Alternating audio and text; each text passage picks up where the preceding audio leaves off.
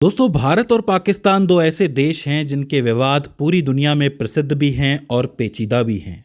और ये विवाद इन दोनों देशों के अलग होने के साथ ही शुरू हो गए, यानी साल 1947 में। ये विवाद मुख्यतः जमीन से जुड़े हुए हैं और मैं आपको बता दूं कि ये न सुलझने वाले और किसी भी नतीजे पे न पहुंचने वाले विवाद हैं। जी हाँ, इन विवादों में हम सबसे पहले सबसे प्रसिद्ध विवाद के बारे में बात करते हैं, जिसका नाम है जम्मू और कश्मीर। इसके लिए हमें थोड़ा इतिहास में जाना पड़ेगा। जब भारत ब्रिटिशर से आज़ाद होने वाला था तो भारत दो हिस्सों में बटा हुआ था।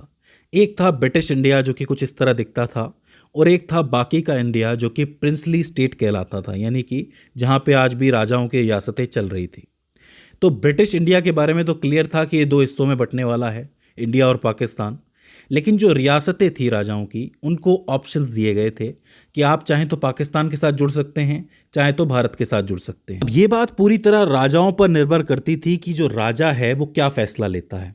अब बाकी सारी रियासतें तो धीरे धीरे छट रही थी, लेकिन एक रियासत थी जम्मू कश्मीर रियासत, वो अटकी हुई थी।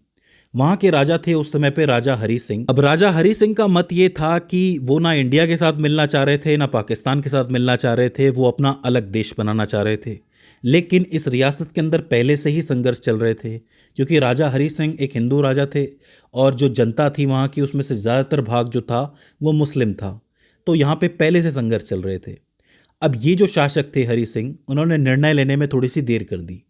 हुआ ये कि आज़ादी के 2 महीने के बाद ही अक्टूबर 1947 में पाकिस्तान ने कबालियों के साथ मिलकर कश्मीर पर हमला कर दिया। अब इस हमले में पाकिस्तान तो बहुत ज़्यादा स्ट्रांग दिख रहा था और राजा हरी सिंह के पास कोई चारा बचा नहीं था। तो वो पहुंचे इंडिया से मदद मांगने के लिए, और इसके लिए उन्होंने एक्सेशन पर साइन कर दिए, इंस्ट्रूमेंट ऑफ एक्सेशन, जिसको भारत में विलय का दस्तावेज भी आप कहते हो, उस पर साइन कर दिए।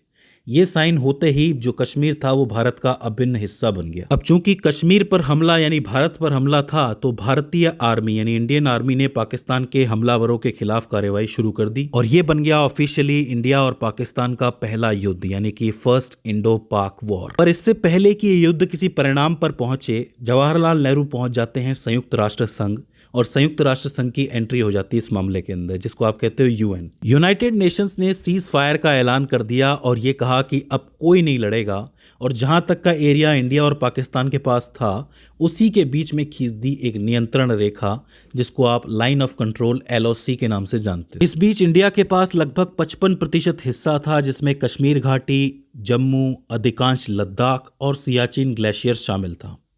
वहीं पाकिस्तान के पास POK, जिसको वो लोग आज़ाद कश्मीर कहते हैं, और गिलगित बाल्टिस्तान था। अब ये नज़रिया थोड़ा सा इंडिया की तरफ से हो जाता है कि राजा हरी सिंह ने विलय कर लिया भारत के अंदर, तो कश्मीर भारत का अंग बन गया, तो पूरा कश्मीर भारत का हो जाता है। इसमें पाकिस्तान का कहना ये है कि वहाँ के राजा जो थे वो हरी सिंह थे, वो हिंदू थे, लेकिन वहाँ की ज़्यादातर जनता जो थी, आवाम जो थी, वो मुस्लिम थी।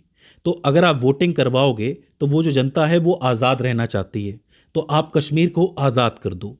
यही कारण है कि पाकिस्तान ने खुद के यहाँ के कश्मीर को आज़ाद कश्मीर कहा हुआ है, अगर आप गौर से सोचे तो पाकिस्तान कहता है कि कश्मीरियों को आज़ाद कर देना चाहिए, इंडिया कहता है कि भाई राजा जी खुद आकर के मिल गए थे हम में, तो ये कश्मीर जो है वो भारत का हिस्सा हो जाता है। हालांकि आज़ाद कश्मीर का तो एक नाम ही है, क्योंकि आखिर में पाकिस्तान भी कश्मीर पर कब्जा ही करना चाहता है। तो जो विवाद है वो आखिर में आके ज़मीन पर ही अटकता है। हमारे लिए जो ध्यान देने वाली चीज़ है वो है भौगोलिक विशेषताएं, जो POK और गिलगित बाल्टिस्तान में हमें देखने को मिलती हैं।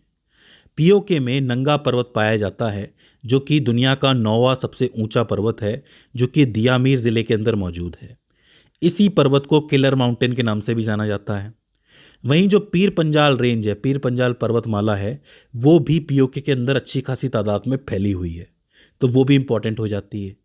गिलगित बाल्टिस्तान तो बहुत सारे पहाड़ों से भरा हुआ है, लेकिन उसमें एक पहाड़ सबसे इंपॉर्टेंट माना जाता है, वो है K2, जिसको गॉडविन ऑस्टिन के नाम से भी जाना जाता है।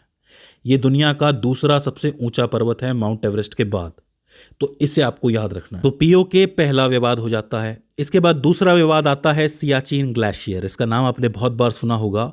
पूर्वी काराकोरम जो रेंज है, पर्वतमाला है, उसके अंदर ये पाया जाता है। LOC के बिल्कुल ईस्ट में ये मौजूद है। साल 1984 में भारत ने एक ऑपरेशन चलाया था, जिसका नाम है ऑपरेशन मेघदूत। उसके चलते, उसके दौरान ही भारत ने सियाचिन ग्लेशियर को अपने नियंत्रण में ले लिया था। मैं आपको बता दूं कि दुनिया की सबसे ठंडी जगहों में से एक है जहां पे इंडियन आर्मी काम कर रही है, और विवाद ये है कि पाकिस्तान इस ग्लेशियर पर अपना दावा करता है क्योंकि ये मानता है कि जो पूर्वी काराकोरम रेंज है उसका ये ग्लेशियर उसका है। तो सियाचिन ग्लेशियर भी एक विवादास्पद क्षेत्र बन जाता है। इसके बाद तीसरा आता है साल्टोरो रिज। ये साल्टोरो रिज भी बिल्कुल इसके पास में ही है, सियाचिन के बिल्कुल पश्चिम में मौजूद है। ये इसमें जो सबसे इंपॉर्टेंट है वो है यहाँ के दर्रे यानी कि पास। ये जो दर्रे होते हैं ये पास करने में बहुत मदद करते हैं, इजीली आप माउंटेन को पास कर सकते हो।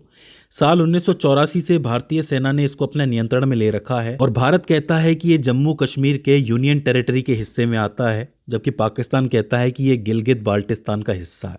तो ये विवाद इनके बीच में बना हुआ है साल्टोरो रिज को लेके। ये यूटी का हिस्सा है यानी कि केंद्रीय शासित प्रदेश का हिस्सा है या फिर गिलगित बाल्टिस्तान का हिस्सा है। तो साल्टोरो रिज को आप याद रख सकते हो सियाचिन ग्लेशियर के साथ। आखिर में भारत और पाकिस्तान में एक और विवाद है जिसका नाम है सर क्रिक। अब ये बड़ा मजेदार है। भारत के गुजरात और पाकिस्तान के सिंध प्रांत को अलग करने वाली एक ज्वारीय घाटी है जो कि लगभग 96 किलोमीटर लंबी है। आप कह सकते हो कि पानी का एक सकरा लंबा रास्ता है ये। अब ये जो रास्ता है ये गुजरात के कच्छ के रण के अंदर मौजूद है, बिल्कुल दलदली इलाका है और अरब सागर में जाके खुलता है। अब इस पे विवाद ये है कि इस पानी के रास्ते में सीमा कहाँ होनी चाहिए। ध्यान से समझिएगा। पाकिस्तान ये कहता है कि इस पूरे सर क्रिक पर उनका हक है। वो ये कहता है कि सर क्रिक जो है उसके बिल्कुल पूर्वी किनारे पर यह सीमा होनी चाहिए। वो इसलिए कि वो दावा करता है कि 1914 में बॉम्बे सरकार, जब ब्रिटिश सरकार चल रही थी, तो उन्होंने एक फैसला दिया था। उसके हिसाब से जो सिंध प्रांत की सीमा है वो सर क्रिक के पूर्वी किनारे पर बताई गई है, यानी कि पूरा का पूरा सर क्रिक जो है वो पाकिस्तान में जाना चाहिए। वो ये कहते हैं कि ये जो सर क्रिक है ये एक नौगम्य इलाका नहीं है, यानी कि यहाँ पर नाव नहीं चलाई जा सकती। ये एक दलदल का इलाका है और यही कारण है कि इसकी सीमा जो है वो पूर्वी तट पर होनी चाहिए और पूरा सर क्रिक पाकिस्तान को मिलना चाहिए। भारत ये कहता है कि भाई ऐसा नहीं है। भारत का कहना यह है कि सर क्रिक के ऊपर नाव चलाई जा सकती है। वो कैसे? वो ऐसे कि जब ज्वार उच्च हो जाता है तो इसके अंदर पानी भर जाता है। पानी भर जाता है तो जो मछुआरे हैं वो इसका इस्तेमाल कर कर समुद्र में जा सकते हैं। तो भारत के हिसाब से सर क्रिक जो है वो समुद्र का एक हिस्सा हो जाता है। तो भारत अंतर्राष्ट्रीय समुद्री कानून का एक थेलवेक सिद्धांत है उसका हवाला देता है। इस सिद्धांत के अनुसार अगर कोई जलमार्ग नौगम्य है यानी उस पर नाव चलाई जा सकती है तो दोनों देशों के बीच में उसकी सीमा होगी। ध्यान से समझो। पाकिस्तान कह रहा है कि भाई पूर्वी किनारे पे इसकी सीमा होगी तो पूरा सर क्रिक उनका हुआ। भारत कह रहा है कि भाई ये समुद्र का हिस्सा है तो इसके बीचों बीच सीमा होनी चाहिए और यही चीज विवाद का कारण भी बनी हुई है। अब आप खुद सोच के बताइए कि सीमा कहाँ होनी चाहिए, पूर्वी तट पे होनी चाहिए या बिल्कुल बीच में होनी चाहिए। अब लॉजिकली देखा जाए तो भारत की बात सही है कि भाई ज्वार जब आता है तो पानी भर जाता है, पानी भर जाता है तो ये समुद्र का हिस्सा हो जाता है, तो यहाँ नाव चलाई जा सकती है, तो फिर बीच से ही सीमा होनी चाहिए। इससे दोनों देशों को फ़ायदा होगा। लेकिन पाकिस्तान कहता है कि नहीं, बॉम्बे सरकार ने कभी कोई फ़ैसला दिया था उसके आधार पर ये सिंध का होना चाहिए पूरा। तो अब आप अपने हिसाब से अपना ओपिनियन रख सकते हैं। तो दोस्तों ये हो जाते हैं भारत और पाकिस्तान के बीच में कुछ विवादित क्षेत्र। आई होप आपको इनका भूगोल समझ में आया होगा। अगर इसके बाद भी इसके अंदर आपको कोई क्वेरी आती है, कोई दिक्कत आती है तो आप हमें कमेंट सेक्शन में बता सकते हैं। तो दोस्तों आज की इस वीडियो के अंदर बस इतना ही। See you in the next one.